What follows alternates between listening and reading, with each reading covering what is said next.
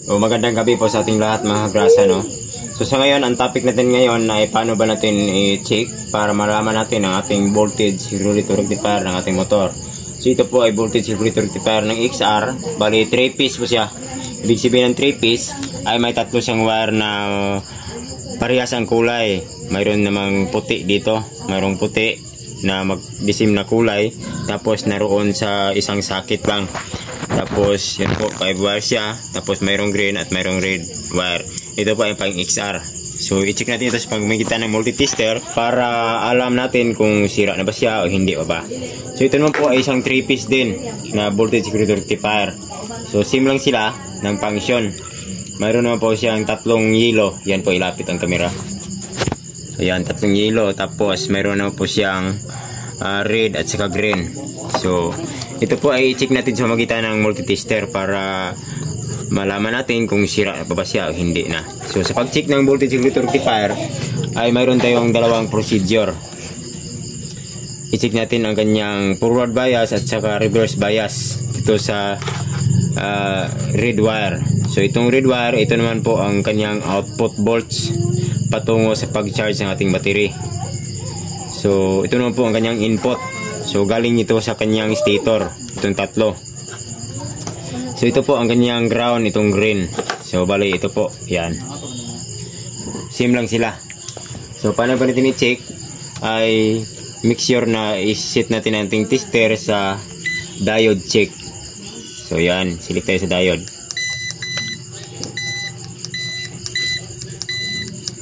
Yan, nasa diode siya. Nasa diode check. So unahin natin pag-check itong nasa motor. Ito naman po ang ating isusunod. So yan, kita lang. Okay. Una, yung check natin itong kanyang positive. Bali 12 volts ito, nakakunik po ito sa ating battery. Dumaan ang fuse patungo sa ating ignition switch. Then ito po ay 12 volts DC dito pasok. So i-check natin ang kanyang forward bias. So sa pag-check ng forward bias ay itong negative probe itusok lang dito sa red wire. Yan, check natin. So make sure itong forward bias ay magkaroon siya ng reading. Ibig sabihin mayroon na po siyang dumadaan na voltahe sa kanyang diode. So kapag wala siyang reading, ibig sabihin mayroon siyang putol sa ilalim o sira na po ang ating voltage regulator rectifier. So itong red probe ay itusok lang dito sa bawat wire nito. So dapat magkaroon siya ng reading bawat isa dito. So tingnan natin ang kanyang forward bias kung magkaroon na siya ng reading. So itusok natin. So kailangan nasa 0.3 to 0.5 volts. Yan, 0.5.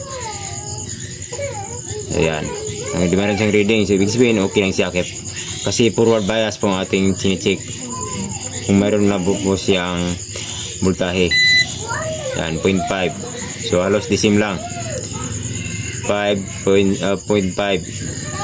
Yan, next naman, yan, 0.5. So okay lang ang kanyang forward bias. So sa reverse bias naman tayo dito sa ating positive connection. Reverse bias, itusok itong red probe ng ating tester sa red ng battery, red ng voltage regulator rectifier. So yan, reverse bias. So ibig sabihin ng reverse bias ay dapat ang diode natin sa loob ay naka-block po siya, meaning wala po siyang reading. Ibig sabihin kapag mayroon siyang reading ay ibig sabihin ay hindi na po naka-block ng ating diode dito sa loob.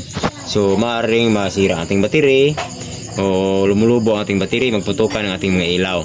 Kasi yun po, easy na po ang papasok sa ating battery. Hindi na po na-convert ng DC volts.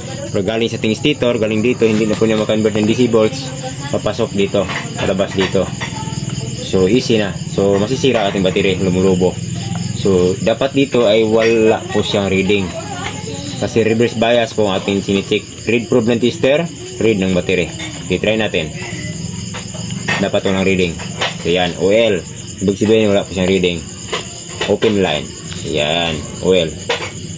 So yan, OL. So yan, good na good condition ng ating voltage regulator rectifier.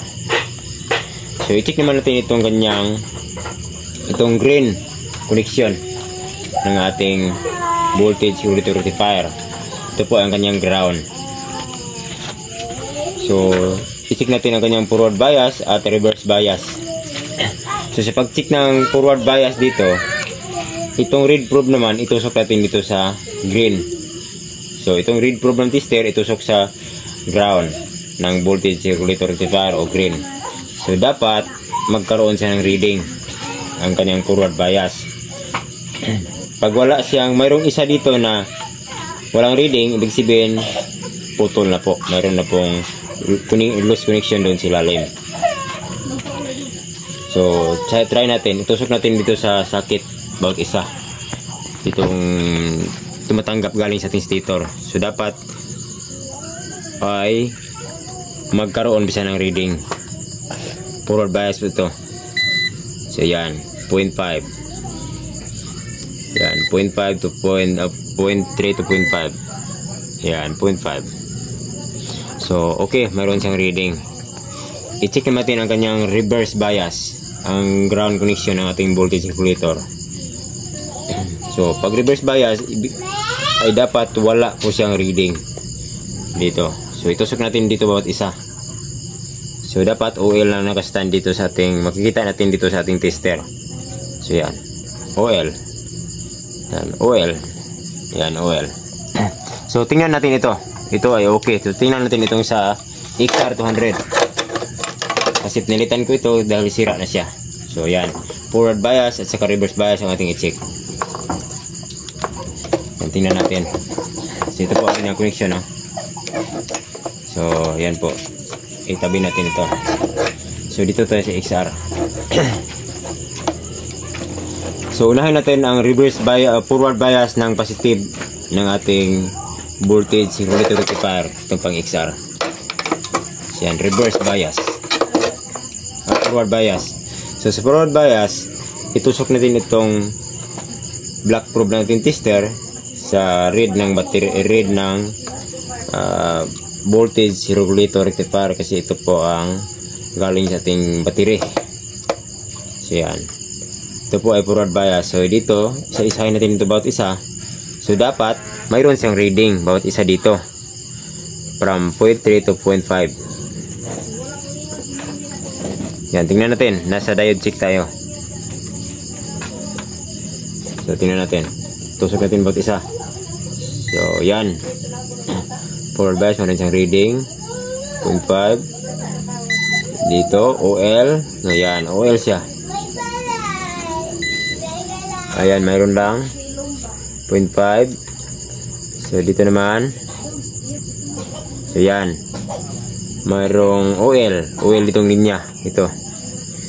So ibig sabihin mayroong putol sa ilalim, yung diode niya ay sira na o mayroon ng nasusunog doon sa ilalim.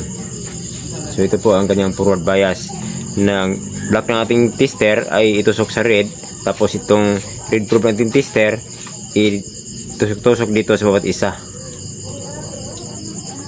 So i-check natin ang reverse bias. So ito po ay reverse bias, ang red probe natin tester itusok dito sa red ng ating voltage regulator rectifier. So dapat wala po siyang reading lahat. So dapat wala po siyang reading lahat kasi po reverse bias po siya. Nakasit tayo sa reverse bias. So itusok natin bawat isa. So pag mayroong reading ay sira na po talaga itong ating voltage regulator. Yan, try natin. So yan, okay, walang reading. Dito naman. So okay dito, walang reading. Dito naman. So yan, mayroong reading dito. So yan, ibig sabihin ay sira na po siya. Medyo mataas na po ang reading niya. Kasi yan po. Yan, mataas na po. So dito tayo sa ground connection, itong green. Sukatin natin ang reverse bias, ang forward bias. So sa forward bias, itong red probe natin tester, itusok dito sa green. Ito sa green connection o ground ng voltage regulator rectifier. So dapat magkaroon siya ng reading bawat isa dito, ng tatlo. So So try. Yan, mayroong reading. Dito. Yan, mayroon. 0.4. Dito, 0.4. Dito naman, yan, oil. Ibig sabihin, open line. Mayroon ng putol. Wala na siyang koneksyon. Yan, mayroong sunog sa ilalim. So, ito po ang kanyang forward bias ng ground connection. So, sa reverse bias naman, itong read probe natin tester, itusok dito. Ayun, ang reverse bias naman, ang black probe natin tester, itusok lang sa green. Sa reverse bias ng ground connection ng ating voltage regulator rectifier. So, dapat wala pong reading lahat. Yan, walang reading lahat. So, pag mayroong isang mayroong reading, ay sira na po siya. Yan, mayroong reading. Mataas po. So, dito, wala. Okay, ito yung linya. Ito naman, okay. So, dito, mayroong sira po. So, confirm natin ang kaibahan na sira po itong sa voltage regulator rectifier ng ating XR. So, yan po. Pumuputok po siya. So, yan po ang pagtitest ng voltage regulator rectifier. Sana mayroon kayong tutunan sa ating mga ginawang video. Thanks for watching. Rig Chan po, mga